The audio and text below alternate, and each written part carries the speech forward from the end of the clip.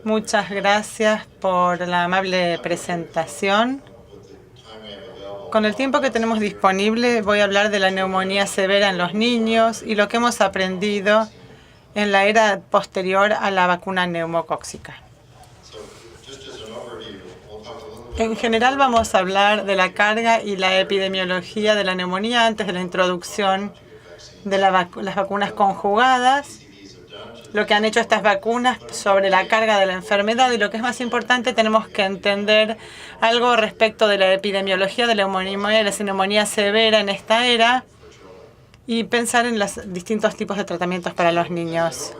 En términos generales, esto es de 2006 de la OMS, pero esto no ha cambiado en algunos países.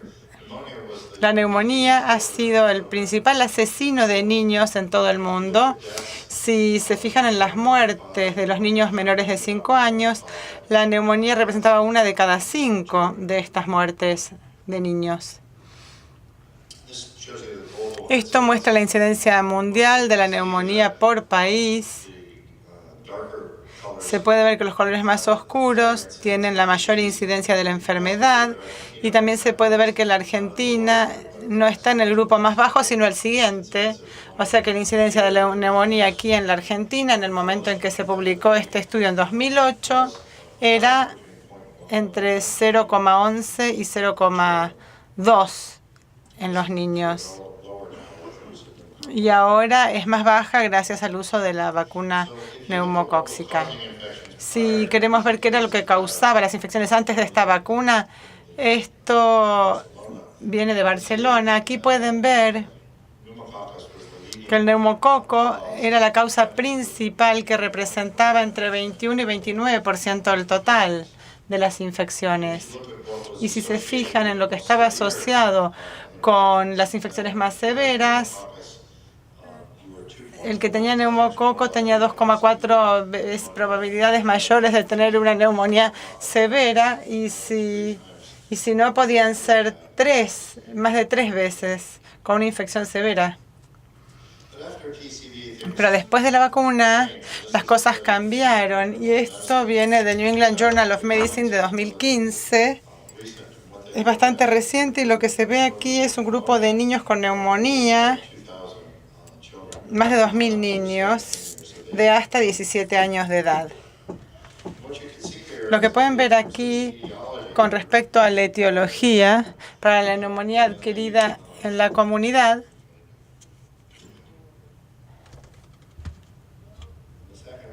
en la segunda barra son niños menores a 2 y podemos ver que los virus representaron una gran proporción de la enfermedad, ya sea un solo virus o 2 virus combinados.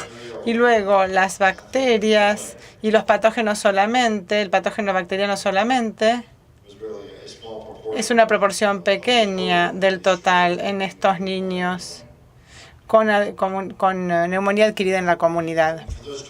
En los niños que requirieron ser internados en 2015 en los Estados Unidos, del mismo paper, es interesante notar que estamos hablando del rinovirus humano ayer en la sesión, incluso para los niños hospitalizados, el celeste aquí, los niños menores de 2 años, es una porción significativa de la enfermedad y la otra gran porción que mencionamos ayer es RSV. La neumonía solamente es muy pequeña ahora en este gráfico, después de la introducción de las vacunas conjugadas. Entonces, ¿qué pasa con la mortalidad y la neumonía en los distintos lugares del mundo?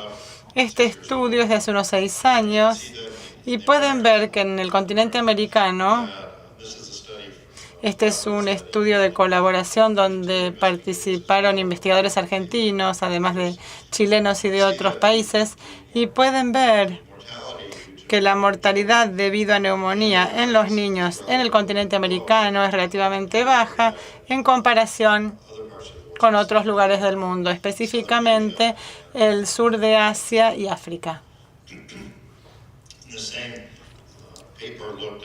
En el mismo paper se vio la incidencia y los distintos grados de neumonía y aquí podemos ver la cantidad de casos por año en América Latina, en los chicos latinoamericanos. La severa fue de más o menos 700.000 y muy severa, con que podían terminar en internaciones en terapia intensiva o con falla respiratoria, fueron 130.000 en los niños menores de 1 año. No encontré datos recientes sobre la etiología en la Argentina, pero encontré un estudio reciente de Ecuador donde mostraron que el adenovirus, influenza y parainfluenza eran causas comunes, mientras que los patógenos bacterianos eran relativamente menos comunes.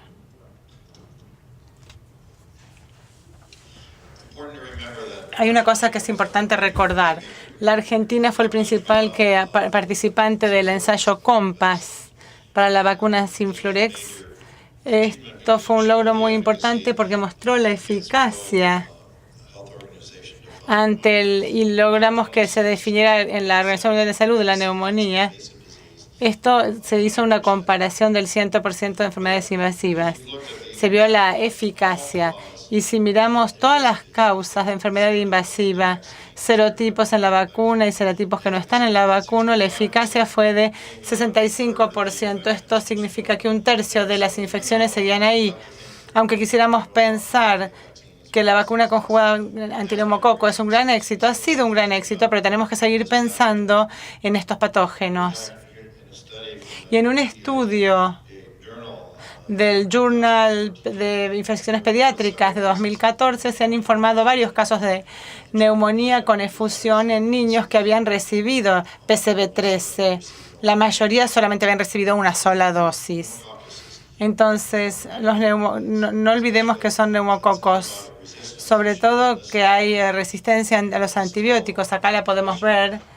Sigue siendo un problema. Si bien queremos pensar que la penicilina es un gran fármaco para la neumonía, sin embargo, estamos hablando de 4 y hay muchos que recomiendan amoxicilina u otros fármacos para tratar estas infecciones, sobre todo en los chicos con toxicidad. Hablemos un poco del tratamiento. Este es un estudio del Journal of Pneumonia del año pasado. Aquí se resumen datos de recomendaciones de tratamiento en Europa y se ven las diferencias de los tratamientos entre Estados Unidos y Europa.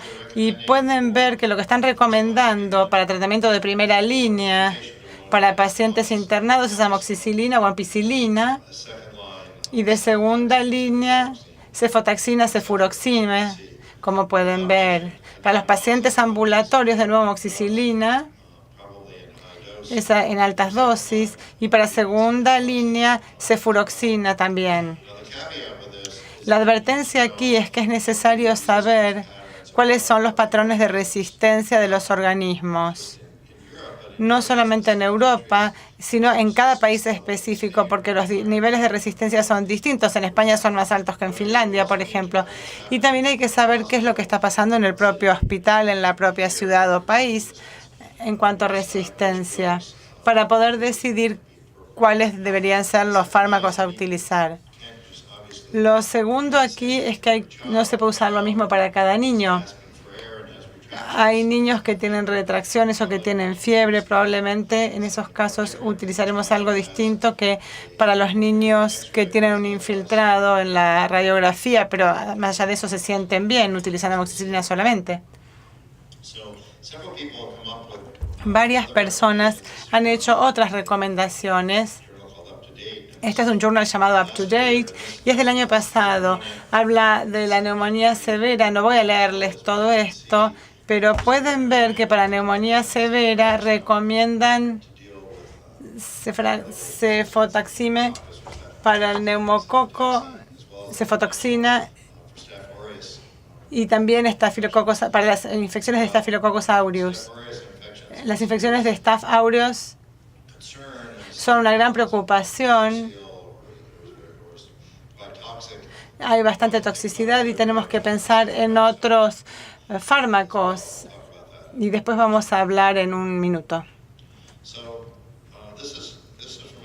Esto es de un paper del Acta Pediátrica de hace 1 año y medio, más o menos.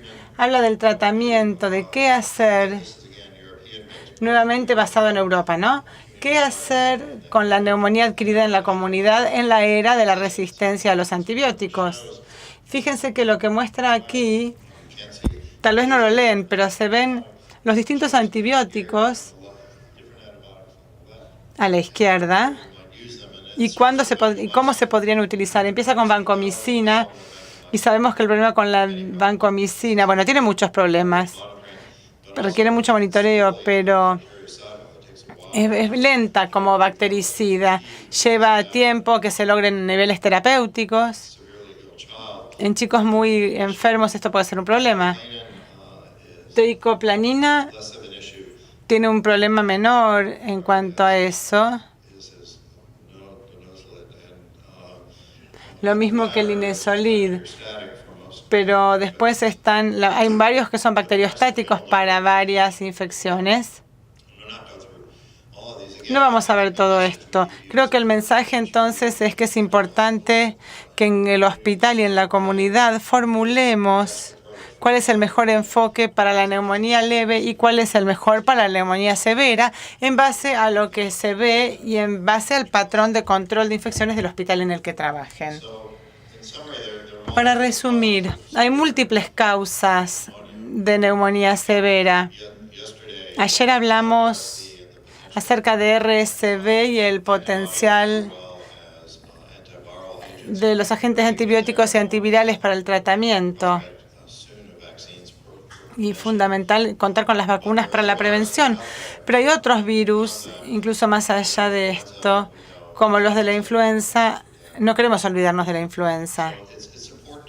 Es importante hacer una evaluación clínica de la severidad de forma temprana. Esto es una de las cosas que tienen que aprender los residentes. Sobre todo, hay que poder distinguir al niño que está muy enfermo del que no está tan enfermo, obtener cultivos, además de pruebas de PCR, aunque la interpretación de ellas pueda ser problemática a veces.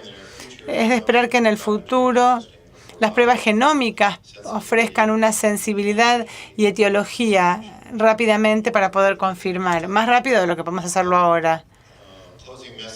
Pero el mensaje fundamental aquí es que no tenemos que olvidarnos que el neumococo sigue ahí, lleva millones de años y va a seguir durante otros millones de años. Inicialmente había unos pocos serotipos, ahora hay como 97 o 98 serotipos. El organismo sigue evolucionando. Hemos ganado una batalla, pero no la guerra todavía. TB, tuberculosis, no hemos hablado de la tuberculosis, sigue siendo un problema, sobre todo con la resistencia a los fármacos